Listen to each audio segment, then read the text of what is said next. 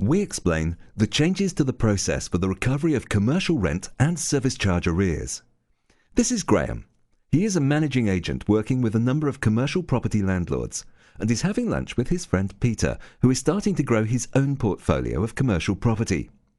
Peter tells Graham about a problem that he is having with one of his tenants who leases a warehouse. Not only has the rent fallen into arrears, but along with it the service charge and insurance.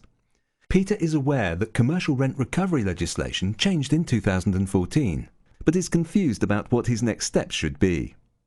Graham explained that recent legislation separated commercial rent arrears recovery, commonly known as CRAR, from the recovery of service charges, insurance, rates and other charges covered under leasehold agreements.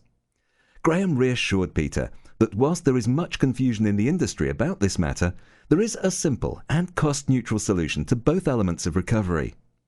Graham stressed to Peter that successful uncontested recovery is dependent upon following the new rules and applying a modern approach to the process. He explained that he recently worked with the extremely knowledgeable team at Court Enforcement Services to recover arrears on behalf of one of his landlords. Peter felt reassured with Graham's advice, and later that afternoon he called Court Enforcement Services and discussed the case with Mike. Mike listened to the details of the debt and explained that prompt action and instruction is vital in these cases. Under the CRAR legislation, the tenant must be in arrears at least 7 days before the landlord can instruct an enforcement agent.